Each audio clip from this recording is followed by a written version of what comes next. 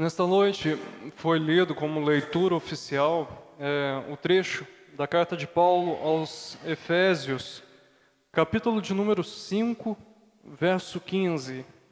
Vou ler novamente junto com a igreja. O trecho lido diz assim: tenham cuidado com a maneira como vocês vivem, que não seja como insensatos, mas como sábios, aproveitando ao máximo cada oportunidade, porque os dias são maus. Portanto, não sejam insensatos, mas procurem compreender qual é a vontade do Senhor. Não se embriaguem com vinho que leva à libertinagem, mas deixem-se encher pelo Espírito, falando entre si com salmos, hinos e cânticos espirituais, cantando e louvando de coração ao Senhor, dando graças constantemente a Deus Pai por todas as coisas em nome de nosso Senhor Jesus Cristo. Sujeitem-se uns aos outros por temor ao Senhor. Esse trecho lido fala sobre a vida em comunidade, ou a vida do cristão numa comunidade. Nesta noite, nós vamos ver que se nós quisermos nos relacionar bem com uma determinada comunidade, com a comunidade cristã, nós devemos tomar cuidado da maneira como estamos vivendo. Isso não vai significar de maneira nenhuma que nós não vamos aproveitar as nossas vidas, mas sim que nós a viveremos sabiamente. Nós vamos ver na mensagem de hoje que ser sábios significa muito mais do que apenas ter conhecimento, mas sim um estilo de vida que sempre escolhe a melhor parte. O primeiro versículo, a primeira parte do versículo que foi lido diz assim: tenham cuidado com a maneira como vocês vivem. Paulo estava dizendo aos Efésios, tenham cuidado nessa sociedade corrompida que vocês estão vivendo, com as suas práticas e atitudes, com a maneira que vocês estão vivendo. Depois, eu convido a igreja a ler o capítulo 4, a partir do verso 17 até o trecho lido. Vocês vão observar que o apóstolo Paulo está repetindo a mesma coisa durante todo esse trecho, que é o cuidado que os efésios deviam ter com a maneira que eles estavam vivendo. O capítulo 4, verso 17, diz assim: assim eu lhes digo, e no Senhor insisto, que não vivam mais como os gentios, que vivem na inutilidade dos seus pensamentos. O capítulo 5, verso 1 e 2 diz: portanto, sejam imitadores de Deus como filhos amados e vivam em amor, como também Cristo nos amou e se entregou por nós como oferta e sacrifício de aroma agradável a Deus. Paulo diz aos Efésios: não vivam como as outras pessoas estão vivendo, que eles estão vivendo na inutilidade dos seus pensamentos. Por quê? Porque a vida de um ser humano normal, como que é ela? A pessoa quer arrumar um emprego para ter dinheiro, então ela trabalha a vida inteira esperando. Toda semana, começa a semana, segunda, trabalha de segunda a sexta esperando o final de semana.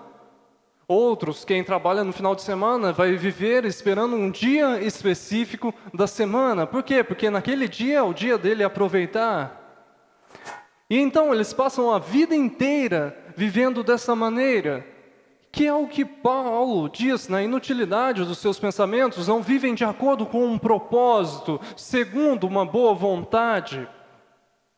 Então Paulo vai dizer aos Efésios: sejam, portanto, imitadores de Deus, como seus filhos amados. Se nós somos filhos do Senhor, se nós somos amados do Senhor, o Senhor quer que nós resplandeçamos a sua glória, o seu poder, através da nossa vida.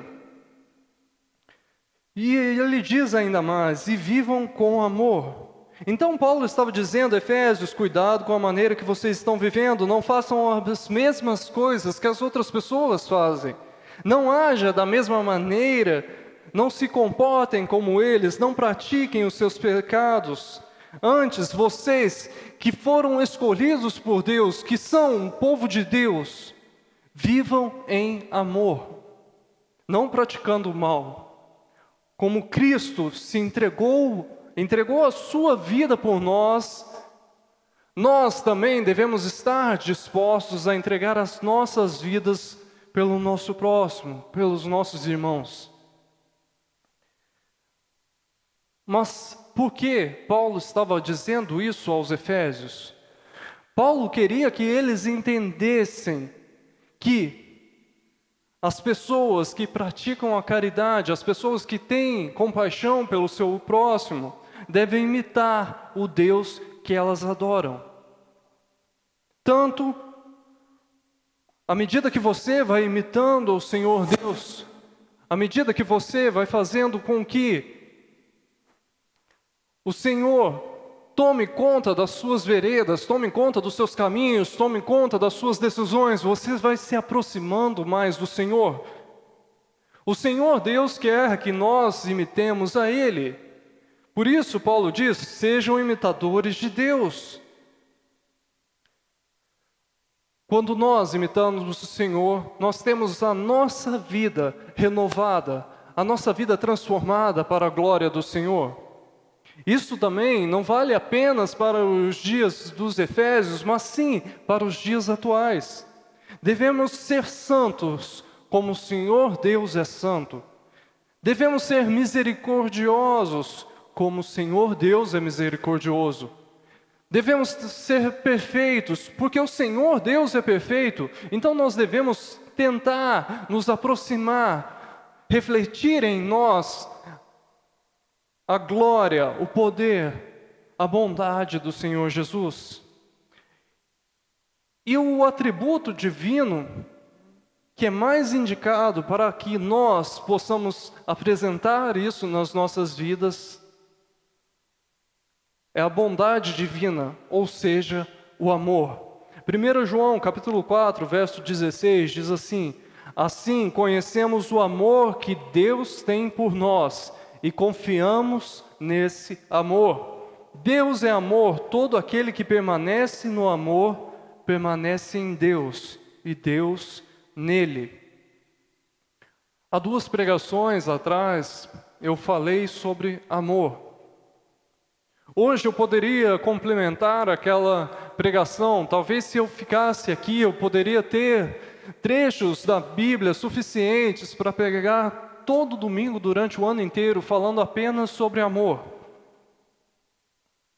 O amor é tão importante porque 1 João 4,16 nos diz: Deus é amor.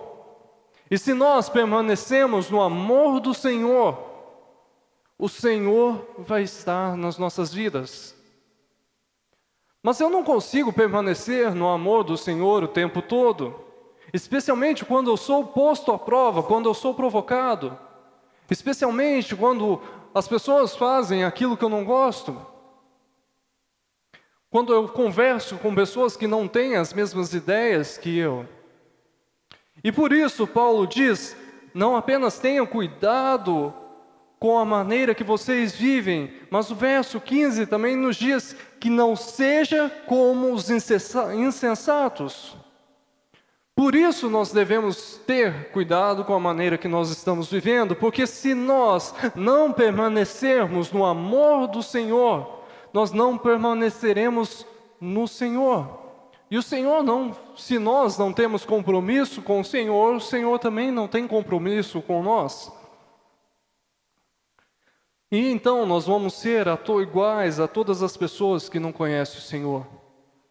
E mesmo que nós conheçamos o amor que o Senhor tem por nós, se nós não estivermos no Senhor, nós não confiaremos nesse amor, nós não confiaremos no Senhor. Mas ao contrário, seremos como os insensatos que acham que os seres humanos podem resolver os nossos problemas, que depositam a sua confiança nos homens. E toda vez que a sua confiança, que você começar a se distanciar do Senhor, você vai tirar a sua esperança do Senhor, daquele que pode realmente trabalhar por você, daquele que pode realmente entrar com a providência e mudar a sua vida, e vai colocá-la nos homens. Nós estamos em época de eleições. Cada um daqui provavelmente já escolheu o seu candidato a presidente.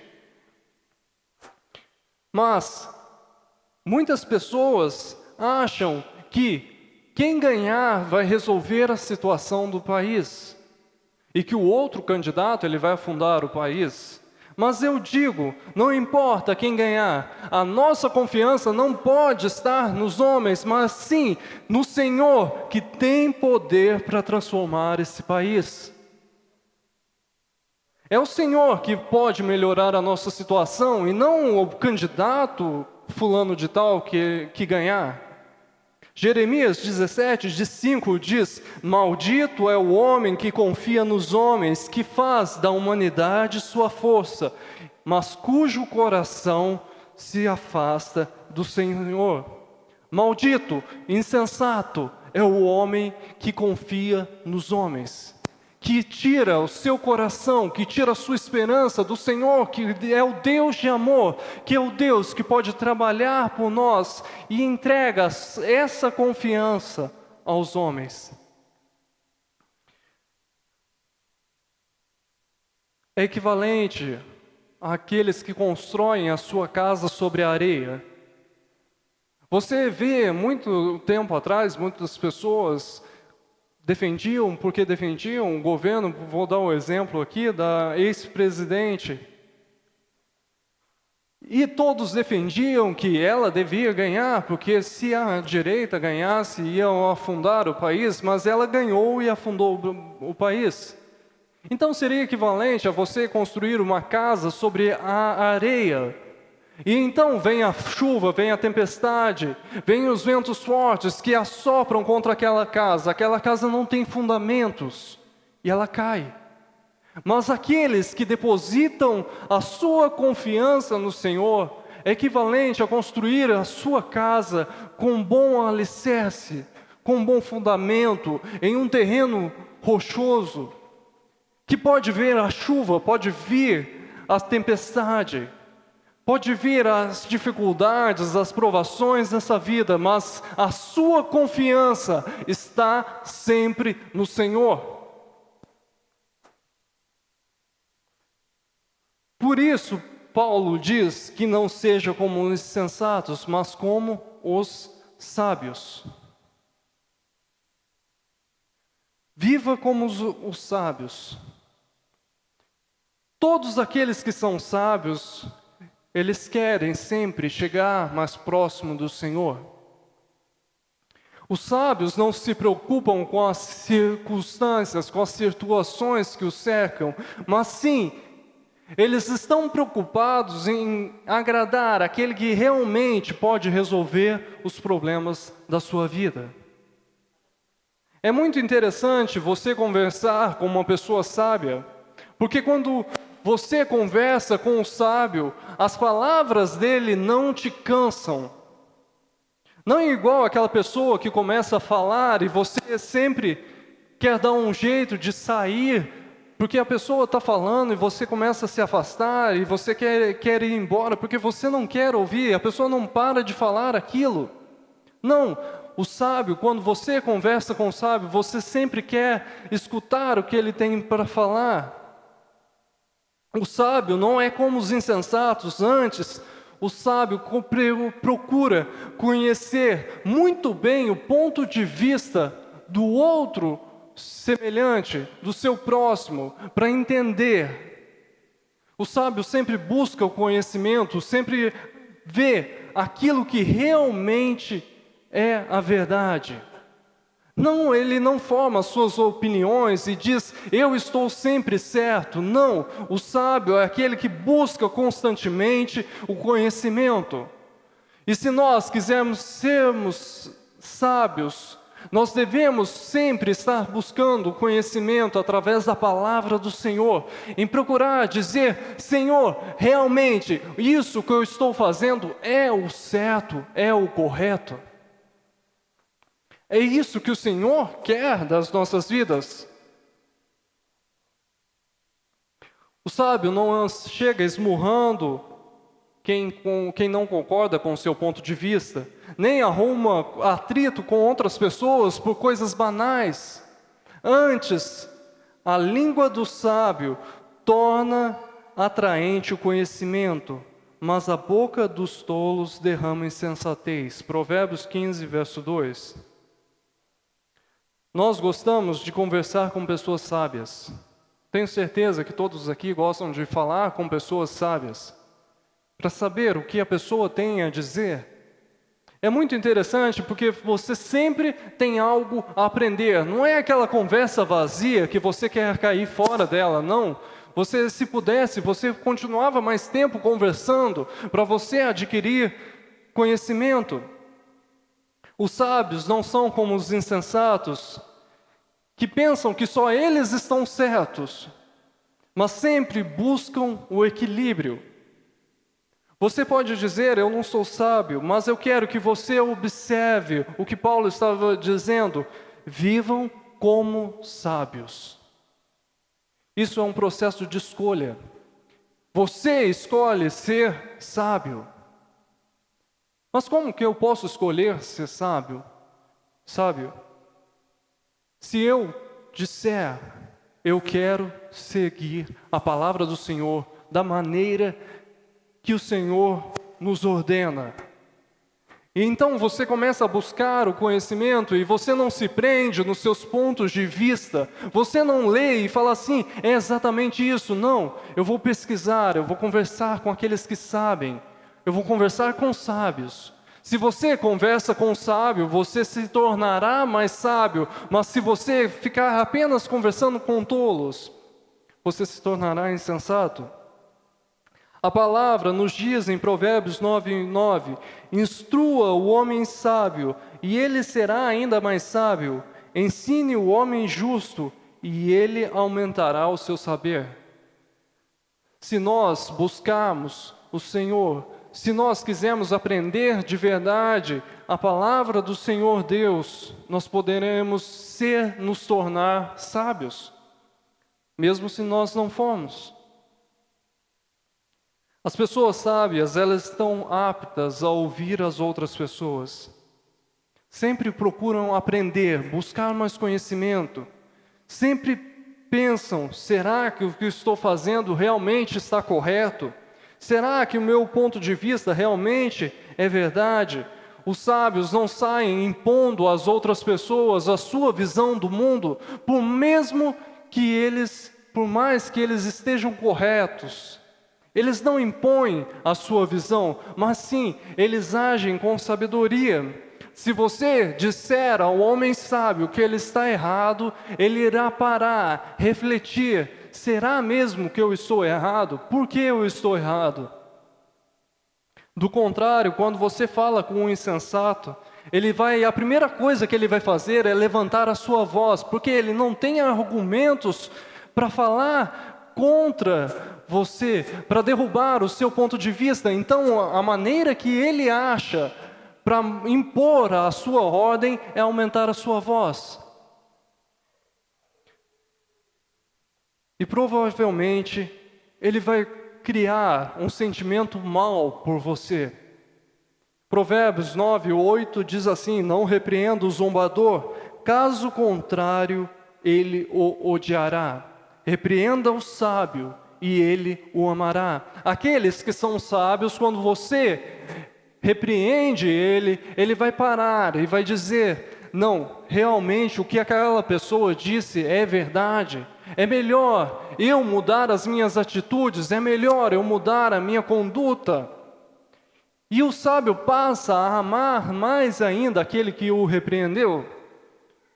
O zombador, ele vai odiar aquela pessoa e vai dizer: não, eu não vou conversar mais com ela, porque ela falou que eu estava errado. Nós somos seres humanos e sujeitos a erros. Mas vocês devem estar se perguntando, Elisã, você falou sobre amor e agora está falando sobre os sábios. Como as duas coisas vão se encontrar? Como o amor de Deus pode fazer com que eu viva sabiamente? A resposta para essas perguntas vão estar no verso 16. Aproveitando ao máximo cada oportunidade, porque os dias são maus. Os sábios, eles aproveitam cada oportunidade que possuem para disseminar os seus ideais, as suas ideias, as suas crenças, para fazer as pessoas pensarem, para ver o mundo da forma que eles veem, agindo com sabedoria,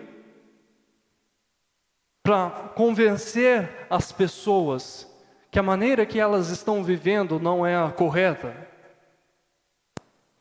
Agora vamos chegar ao ponto realmente fundamental. O cristão que vive sabiamente aproveita ao máximo cada oportunidade para falar do amor do Senhor Deus, para falar o quão bom é servir ao Senhor Deus.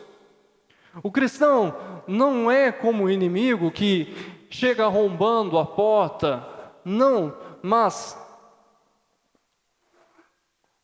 o cristão vai com cuidado, com carinho, com o amor do Senhor, para falar do Senhor Jesus.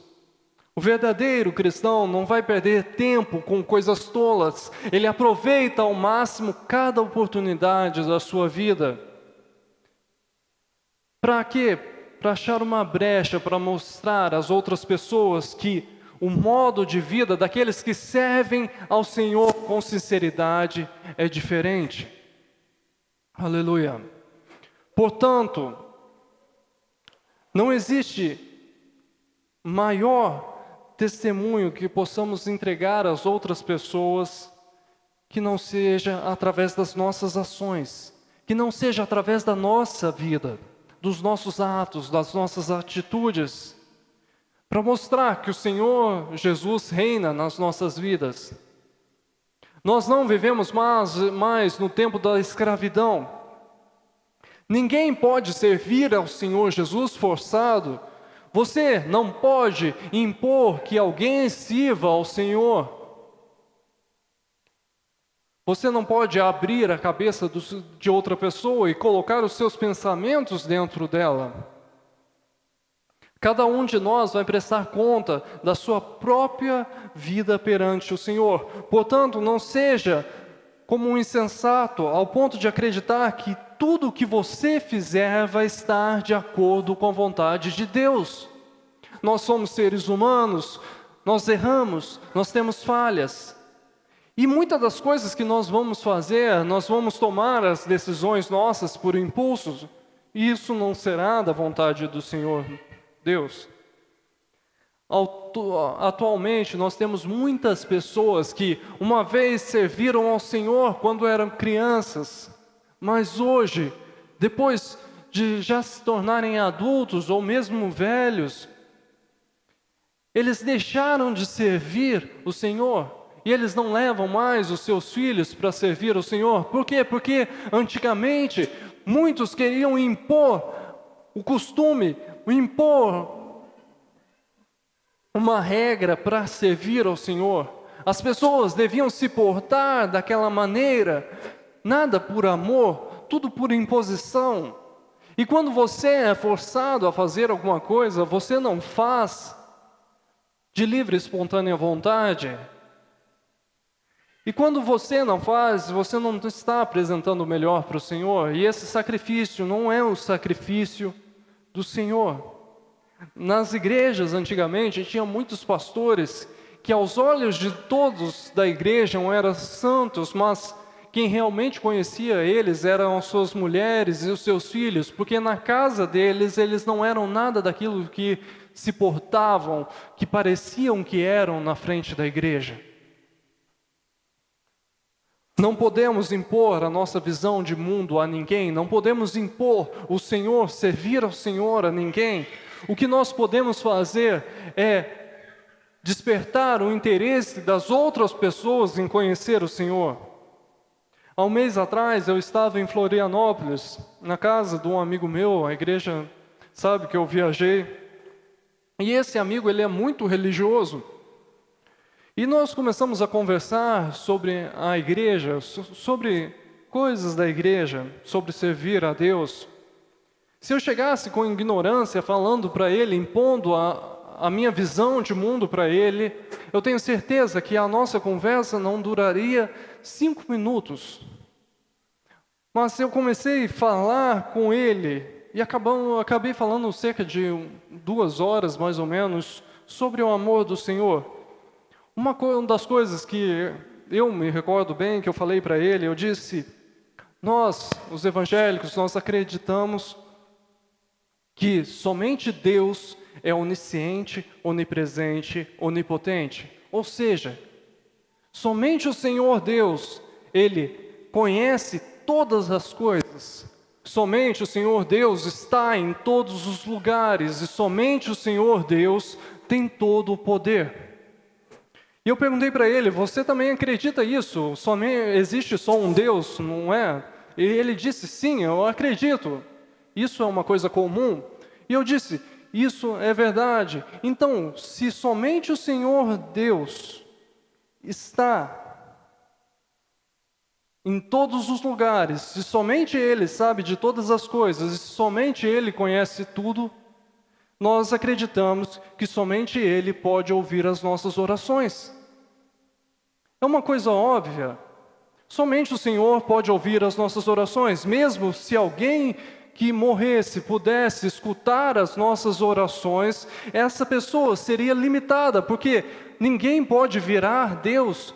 Essa pessoa só poderia atender uma pessoa de cada vez, mas o Senhor Deus, sendo onipresente, onipotente e onisciente, Ele tem todo o poder nas suas mãos, portanto, somente Ele pode escutar as nossas orações.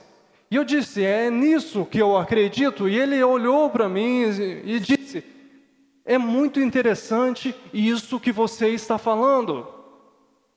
Eu não ataquei a sua religião, eu não ataquei os seus costumes, eu não ataquei nada. Eu disse apenas o que eu acredito. Falar com sabedoria com as pessoas. Eu não peguei a Bíblia e mostrei para ele, abri a Bíblia e mostrando onde estava errado. Não, com sabedoria. Por quê? Porque nós temos que aproveitar cada oportunidade para falar do Senhor Jesus, para levar as pessoas a pensarem a respeito do Senhor. Nem tudo que eu aprendi quando eu era criança, eu continuo fazendo até hoje. Mesmo na igreja, no começo da igreja, nós aprendemos coisas que não eram 100% de acordo com a palavra do Senhor Deus. Eu cresci na igreja, e eu aprendi que as mulheres não podiam usar calça, não poderiam colocar brincos. Uns diziam que as mulheres não poderiam cortar o cabelo.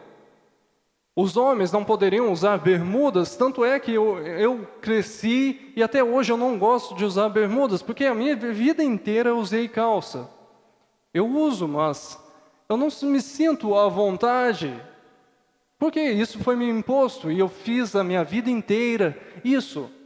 Estava correto, era um costume da igreja, eu respeitava os costumes da igreja, mas nem tudo o que eu aprendi está correto. Eu preciso ter sabedoria o suficiente para discernir: será que o que eu aprendi realmente está de acordo com a palavra do Senhor Deus? Será? Mesmo para eu saber disso, eu preciso pegar a minha Bíblia, ler ela, entender a palavra do Senhor. Mas não entender de qualquer forma. O verso 17 diz assim: portanto, não sejam insensatos, mas procurem compreender qual é a vontade do Senhor. Não vamos agir como insensatos, pegando a Bíblia e tentando justificar todas as nossas decisões pela palavra. Pegar versos isolados, fora do contexto, mas sim, vamos ler e vamos tentar entender a palavra do Senhor para tomar cada decisão da maneira correta. E pedir ao Senhor: Senhor, será que o que eu estou fazendo realmente está de acordo com a Tua palavra, Senhor Deus? Será que o que eu faço realmente vai de acordo com os princípios descritos pela palavra do Senhor? Para cada situação que você passar na sua vida, haverá uma forma ideal de você agir.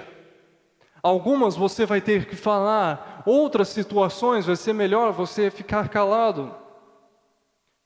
Não sejam como um insensato que quer impor o que ele vê, o que ele faz, para que as outras pessoas façam também, que vejam o mundo da maneira que ele vê. Precisamos compreender qual é a vontade do Senhor Deus para as nossas vidas. A vontade do Senhor Deus para a minha vida vai ser diferente da vontade do Senhor Deus para a sua vida. Cada um de nós tem um propósito, cada um de nós tem um plano perfeito do Senhor para a sua vida. E se você quiser estar dentro desse plano perfeito, você deve compreender qual é o melhor plano de Deus para a sua vida. Você precisa saber qual é a vontade dEle. Nós não entenderemos qual é o melhor plano do Senhor, a menos que nós possamos entregar o nosso coração de verdade ao Senhor Deus. A menos que nós estejamos no Senhor. Ninguém aqui, por mais cristão que seja, por mais conhecedor da palavra de Deus que seja, ninguém aqui é capaz de saber se todas as decisões que ele está tomando são de acordo com a vontade do Senhor Deus. Nós precisamos estar no Senhor Deus. Paulo ainda diz no verso 18: não se embriague com vinho que leva à libertinagem, mas deixem-se encher pelo Espírito. O apóstolo Paulo está ainda complementando essa passagem: não faça como os insensatos, não se embriaguem com o vinho. Ou seja, ele está condenando as práticas dos pagãos que se embriagavam e por estarem bêbados, aumentavam as suas práticas pecaminosas, ou seja, a libertinagem. O que é a libertinagem? É a depravação sexual. Ele diz: ao invés de perder tempo com essas coisas, deixem-se se encher pelo Espírito Santo. Aqueles que estão cheios de bebida dificilmente vão estar cheios do Espírito Santo. As duas coisas não podem se casar. O significado desse versículo é que as pessoas devem se esforçar para conseguir uma medida abundante da graça de Deus nas suas vidas. Porque quando você tiver a graça do Senhor, se você for cheio do Espírito Santo, a sua alma será cheia de alegria, força e coragem. Coisas que os homens normais, eles precisam de bebida, precisam estar bêbados para conseguirem essas coisas. Não devemos nos satisfazer com apenas um pouco do Espírito. Nunca diga, não, da maneira que eu estou servindo ao Senhor, eu já cheguei ao meu máximo, eu não consigo servir ao Senhor melhor do que eu estou servindo. Não, sempre se esforce para buscar mais o Senhor, para se encher mais do Espírito do Senhor. Porque o Espírito do Senhor é dado como espírito de sabedoria e entendimento. Aqueles que são cheios do Espírito Santo são levados a realizar atos de devoção ao Senhor. Por isso o apóstolo diz no verso 19, falando entre si com salmos, hinos e cânticos espirituais, cantando e louvando ao Senhor de coração. Os pagãos daquela época, em suas orgias, eles se embebedavam e cantavam hinos ao seu deus Baco, o deus do vinho. Essa era a forma que eles tinham de expressar a sua alegria. Mas a alegria de nós, cristãos, deve ser expressar cânticos de louvor ao Senhor. Por isso é muito importante que você cante de coração. Por isso, todas as vezes que os cristãos daquela época se reuniam, eles deveriam cantar salmos, hinos e louvores de adoração ao Senhor. Além de tudo isso, Paulo diz, cantando de coração ao Senhor. Eles não cantavam apenas por cantar, mas sim, eles colocavam sua alma para louvar o nome do Senhor. E além disso, dando graças constantemente a Deus Pai por todas as coisas, em nome de nosso Senhor Jesus Cristo. O verso 20. E o mais importante das nossas vidas é dar graças a Deus, é agradecer ao Senhor Deus por todas as coisas em nome do Senhor Jesus. O verdadeiro cristão, ele é grato ao Senhor Jesus pela sua vida, ele é grato ao Senhor Jesus pela situação. Mas como eu posso ser grato ao Senhor se a minha situação está difícil? Nós sabemos que o Senhor Deus é Ele quem trabalha nas nossas vidas. E nós confiamos. Ser grato a Ele significa que você sabe que o Senhor tem poder para trabalhar na sua causa e que é Ele que pode resolver os seus problemas. Ser sábio é buscar ao Senhor de coração, louvar a Ele de todo o nosso coração, pois somente assim, com a sabedoria do alto, nós vamos poder ganhar vidas para a glória do nome do Senhor Jesus. Assim eu agradeço a oportunidade, as palmas louvam o nome do Senhor Jesus.